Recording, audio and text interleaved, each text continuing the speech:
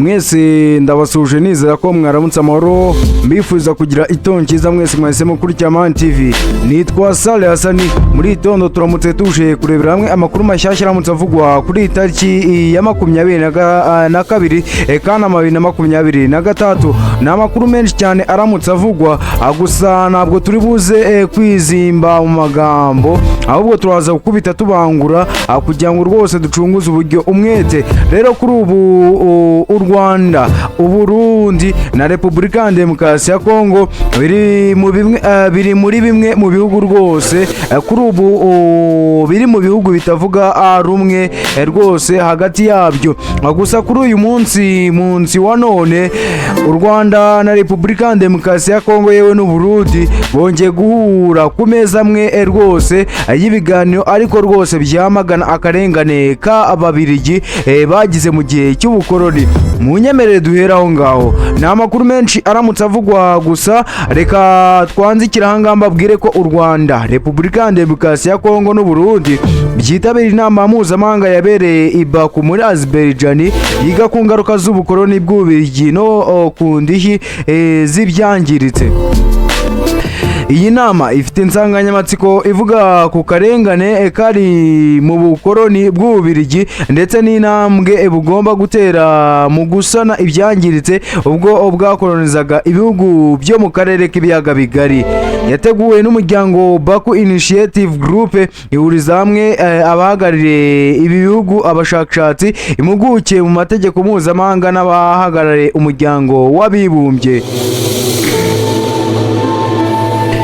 Ku ruhande rw'u Rwanda yitabiriwe na ambasaderi warwo muri Turkiya, akaba anaruhagarariye muri Azerbaijan, yitwa Lieutenant General Retired Charles Kayonga.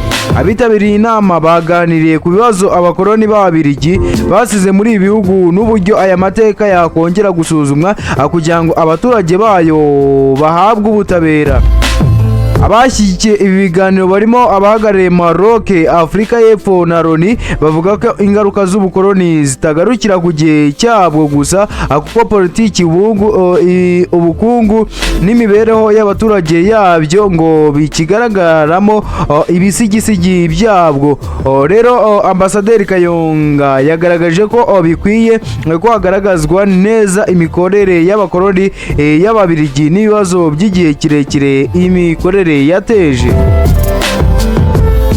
U Rwanda, Uburundi na Repubulika ya Demokarasi ya Kongo byakolonijwe n'Ububirigi nyuma y'intambara ya mbere y'isi. Ubu bukoroni bwarangiye hagati y'igihumbi 1930 n'igihumbi 1962, ariko ingaruka zabwo zakomeje kugaragara na munsi wa none.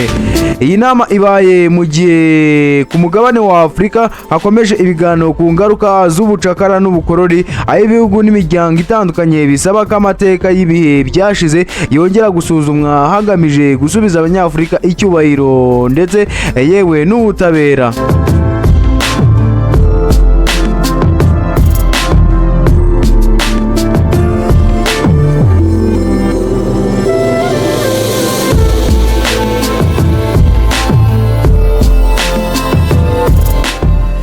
Dukomeza n'amakuru akomeje kuvugwa muri iki gitondo cyo kuwa 22 Kanama 2023. Reka babwiye ko kuva ngo mu mpera za Nyakanga 2023 ubutegetsi bwa Repubulika ya Demokarasi ya Kongo bwatangaje ko abarwanyi ba FDLR bazamburwa intwaro, ariko bakanga gusubira mu Rwanda, bazimurirwa mu kindi gihugu kimwe cyangwa byinshi bya Afurika, nubwo kugeza ubu iki gihugu nyine cyagizwe ibanga. Ngo gusa nubwo gusenya FDLR bigaragara nk'ibikiri kure nk'ukwezi, ibyo kuyambura intwaro biri mu masezerano leta ya Repubulika ya Demokarasi ya Kongo yajyanye na FDLR ubwayo, bivuga ko agamije kurambika intwaro ku bushake bw'abarwanyi b'uyu mutwe, gushyirwa mu bigo byihariye no gusubizwa mu buzima busanzwe. Gusa aya masezerano u Rwanda rwayamaganiye kure, ruvuga ko naho biteganyijwe mu masezerano y'i Washington. Minisitiri wa Repubulika ya Demokarasi ya Kongo ushinzwe ubufatanye mu n'akarere, Floribert Anzuni, muri Nyakanga 2025 yemeje iby'aya masezerano, nyuma avuga ko hari igihugu cyo muri Afurika cyemeye kwakira abarwanyi ba FDLR batazemera gutaha mu Rwanda, kandi ko bari mu biganiro n'ibindi bihugu. Amateka y'uyu mutwe agaragaza ko ikibazo gishobora kutarangirana no kurambika intwaro kuko nta kabuza ko hasigara imiyoboro yawo umurongo wa politike n'ingengabitekerezo umaranye imyaka myinshi kuko atari ubwa mbere habaye icyitwa kuwusenya ariko ugakomeza kubaho. Ibi byatumye itsinda ry'umuryango w'ubumwe bw'Uburayi, Leta Zunze Ubumwe za Amerika, Ubufaransa n'ibihugu by'inshuti bikurikiranira hafi ibera mu karere ICG ryibutsa Leta ya Repubulika Demokarasi ya Kongo kigomba gusenya FDLR nk'uko amasezerano y'amahoro ya Washington abiteganya. ICG kandi yasabye Leta ya Repubulika Demokarasi ya Kongo gushyiraho gahunda ifatika n'ingengabihe yo gusenya FDLR. Inasaba ko hasobanurwa uko abayobozi cyangwa abarwanyi b'uyu mutwe bakekwaho ibyaha bikomeye bizakurikiranwa.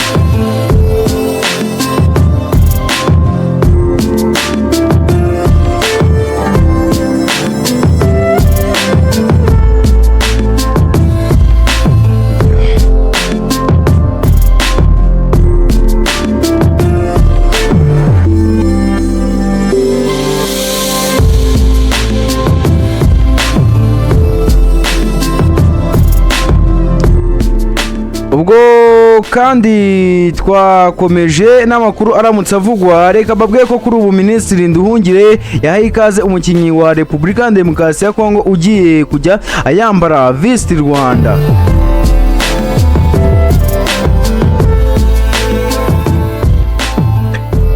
Minisitiri w'Ububanyi n'Amahanga ndetse n'Ubutwererane Ambasaderi Olivier Jean Patrick Nduhungire yahaye ikaze myugariro Aaron Wan-Bissaka nyuma yo kwerekeza mu ikipe Aston Villa mu cyiciro cya mbere mu gihugu cy'Ubwongereza. Nduhungire abinyujije ku rubuga rwa X yahaye ikaze uyu myugariro w'iburyo agira ati urakaza neza muri Aston Villa Aaron Wan-Bissaka Visit Rwanda. Bissaka w'imyaka 28 y'amavuko usanzwe akina ikipe y'igihugu ya Kongo Kinshasa Leopold yerekeje i Villa Park nyuma yo gutizwayo n'ikipe ya West Ham United. Mu byo amakipe yombi yumvikanye icyakora harimo ko Villa ishobora kuzamugura ikamwegukana burundu mu gihe ibyo amakipe yombi yumvikanye byaba byubahirije. Rero kuba Aaron Wan-Bissaka yerekeje muri Aston Villa bisobanuye ko agiye kujya amenyekanisha u Rwanda nyuma yuko iriya kipe y'Ibringham isinyanye narwo amasezerano yo kurumenyekanisha abiciye muri gahunda ya Visit Rwanda. Ni mu gihe igihugu cye cya Kongo cyagerageje kudobya iyi gahunda gisaba amakipe y'u Burayi asanzwe akorana n'u Rwanda kureka iyo mikoranire nyuma yo gushinja u Rwanda kugishozaho intambara.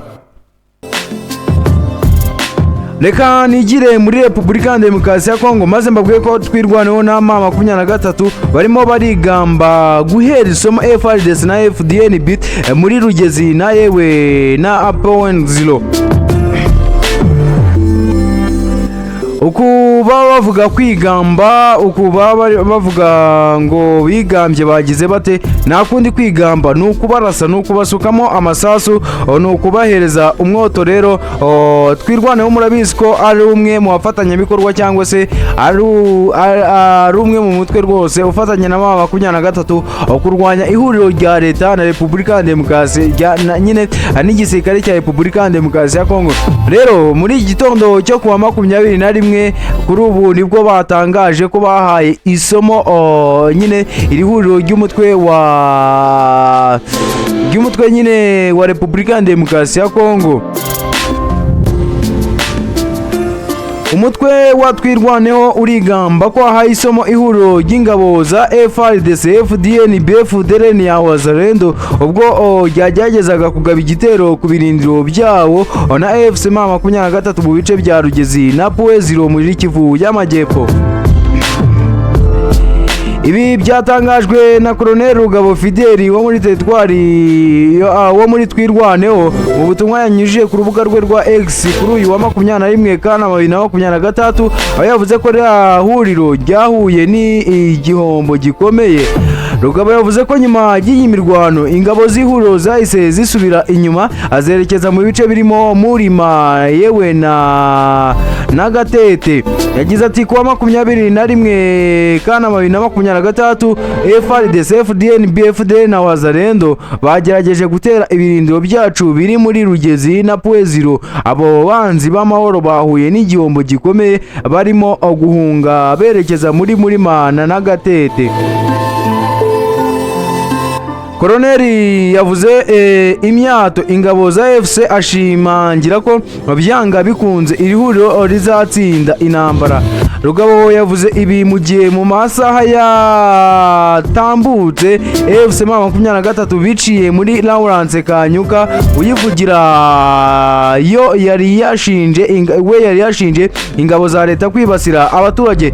Kanyuka yavuze ko mu gace ka Rutukuru kari mu murongo wanzibire abasirikare n'abarwanyi bo muri iri huriro abisha abaturage benshi barimo abagore n'abana, hanyuma akagerageza kugaragaza nk'abarwanyi cyangwa abayoboke ngo kubagaragaza nk'abarwanyi cyangwa se nk'abayoboke ba FC M23.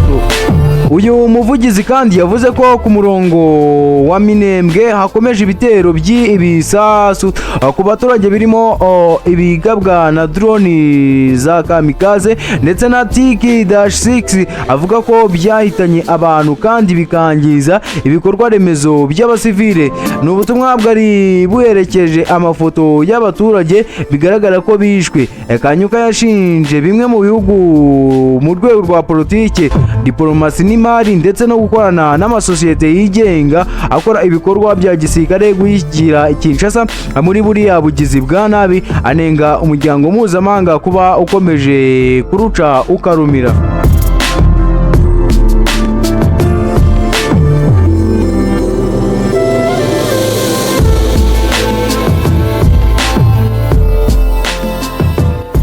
Rero tukiri kuri iyo mirongo migari y'urugamba, reka mbabwiye ko umutwe wa FC M23 kuwa kane tariki ya 20 Kanama wafashe uduce twinshi two muri teritwari ya Masisi mu ntara Kivu y'Amajyaruguru mu mirwano yongeye kubura hagati yawo n'ingabo n'imitwe irwana ku ruhande rwa Repubulika ya Demokarasi ya Kongo. Amakuru aturuka muri uriya mutwe avuga ko wafashe uduce turimo Gashovu, Kabona, Kigali, Katugunda, Rameka, Kadahandwa yewe na Miruta.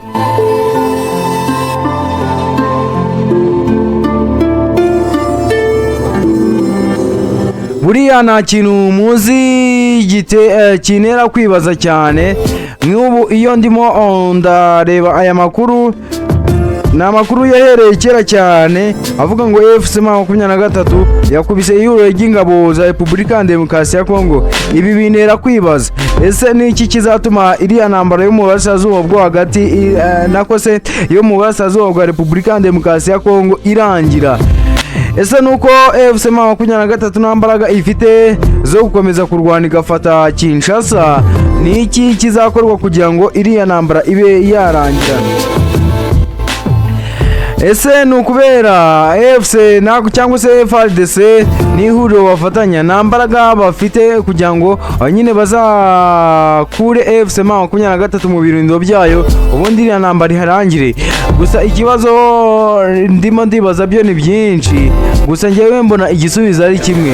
Igisubizo nta kindi nuko FC M23 yazarwana inkundura hasi hejuru kandi zabigeraho ubundi kirukanka ijya Kinshasa.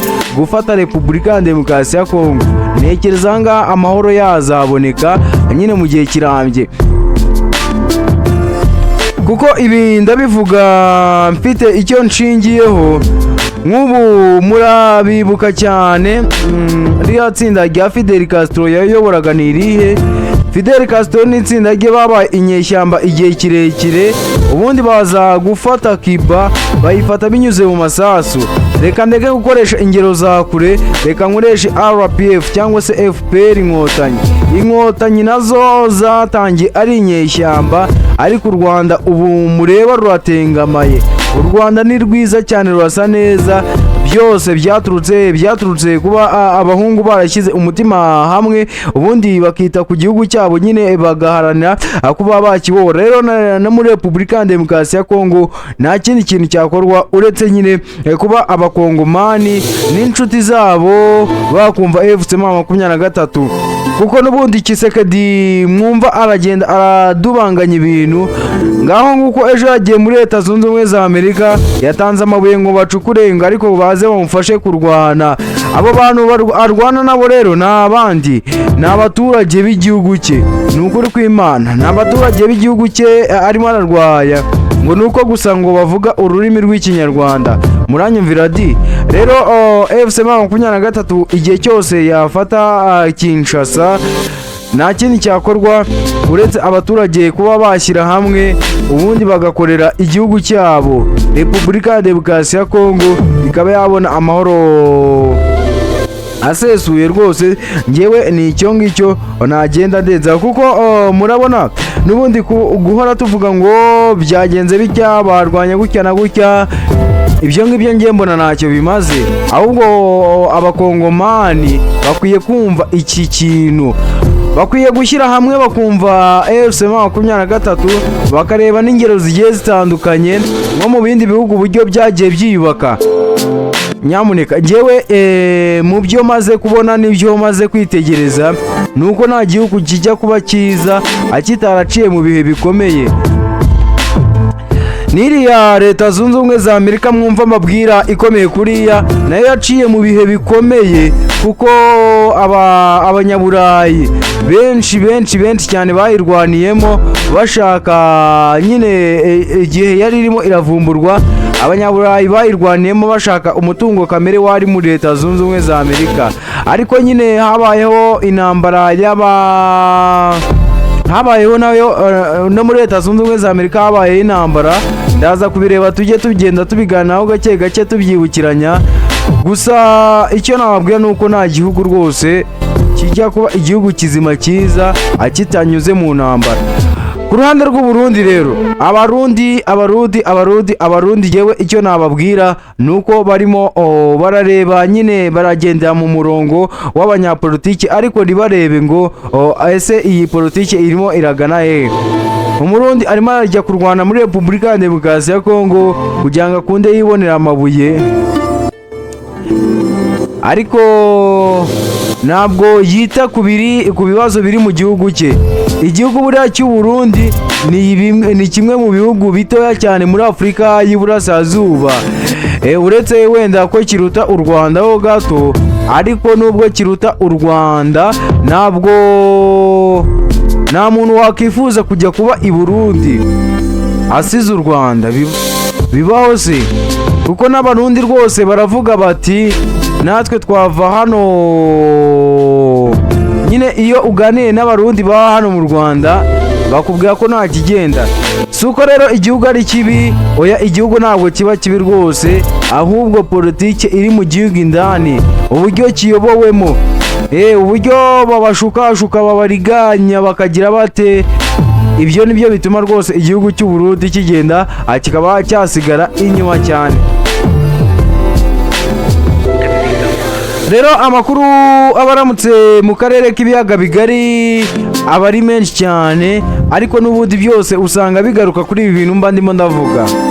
Biba bigaruka ku ntambara za hato na hato, ahatari amakimbirane nimuba mukeneye kuhumva. Buri wese aba ashaka kumenya ngo ni hehe umwoto cyangwa se isasu ryaramutse rivugwa. Rero ushaka kubimenya cyane ujya muri Repubulika ya Demokarasi ya Kongo, aho ngaho haba hariyo umwoto, imbunda iba irimo irakoma imirishyo.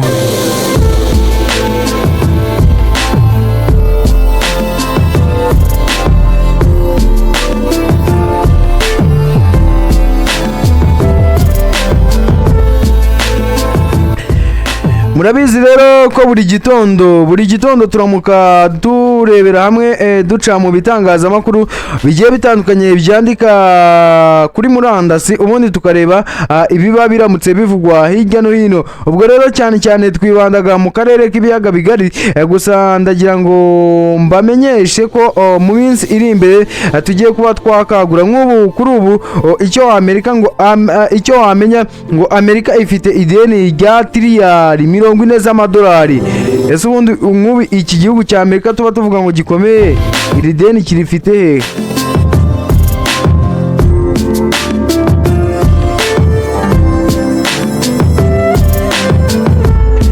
Umwenda wa Leta Zunze Ubumwe za Amerika wageze ku rwego rutigeze rubaho, aho amaze kurenga tiriyari 40 z'amadolari ya Amerika ku nshuro ya mbere mu mateka y'igihugu.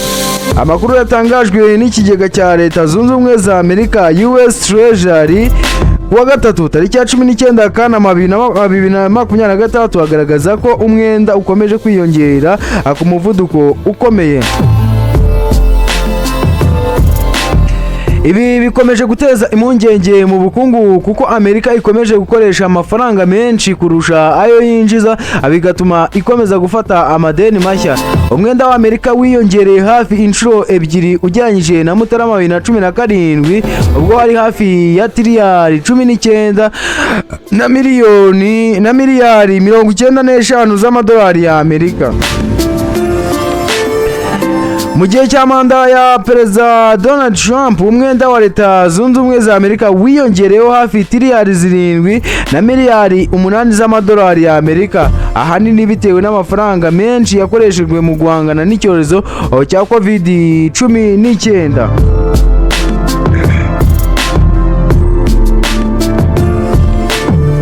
Mu myaka 4 y'ubutegetsi bwa Joe Biden, umwenda nawo wiyongeyeho hafi tiriyari 8. Sibingibi ya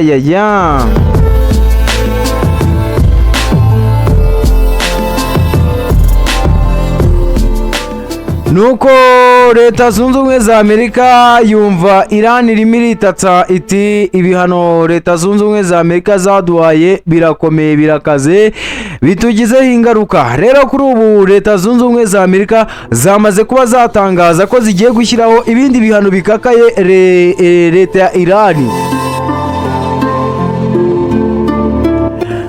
Amerika yatangaje ko igiye gushyiraho ibihano bikomeye cyane kuri Iran mu rwego rwo kongera igitutu cy'ubukungu kuri Tehran no kuyihatira guhagarika intambara imaze hafi amezi 6 mu burasirazuba bwo hagati. Umunyamabanga wa Leta Zunze Ubumwe za Amerika ushinzwe ikigega Scott Bessent yavuze ko ibyo bihano bizaba bikakaye kurusha ibindi mu mateka. Yatangaje ko ibisobanuro birambuye kuri gahunda nshya y'ibihano bizatangazwa ku wa mbere. Uyu munsi turi kuwa gatatu. Ati rero ibihano bizatangazwa ku wa mbere. Bessent yavuze ko Amerika ishaka gukoresha igitutu gikomeye cy'ubukungu aho kongera gutangiza ibikorwa bya gisirikare bikomeye. Yagize ati niba Amerika ikomeje gushyira mu bikorwa igitutu ntarengwa ku bukungu bwa Iran, bishobora gutuma hatabaho kongera gutangiza ibikorwa bya gisirikare ku rwego rwo hejuru.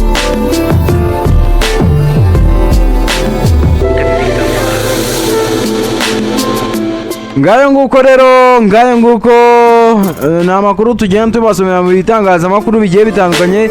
Ni ibitangazamakuru birimo igihe.com, ni ibitangazamakuru birimo bwiza.com, ni ibitangazamakuru byinshi cyane bigenda byandika hano mu Rwanda, ariko cyane byibanda mu karere k'ibiyaga bigari. Rero kuri ubu uretse iby'iyi ntambara yo muri Repubulika ya Demokarasi ya Kongo n'ibindi bihugu biba bidashaka rwose ko amahoro aganza, ibi bintu tuba tumaze no kubirambirwa.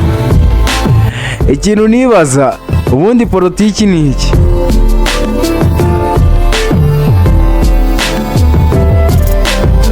politiki wowe uyitekereza nk'iki? Ngwino hano muri comment tugende tugana gake gake umbwiye n'iki utekereza kuri politiki. Uriya politiki aba ari ngari mwoka byaramwe.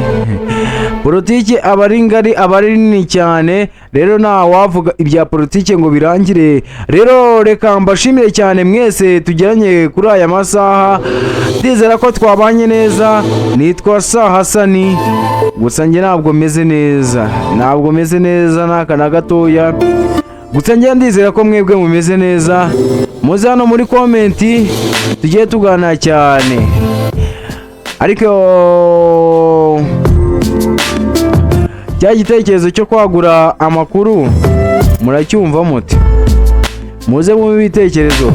Nitwa Hasani, iyi ni Man TV. Reka nkomeze amashimire cyane, nizera ko mwese muri amahoro kandi mukomeze kugira impera za weekend nziza.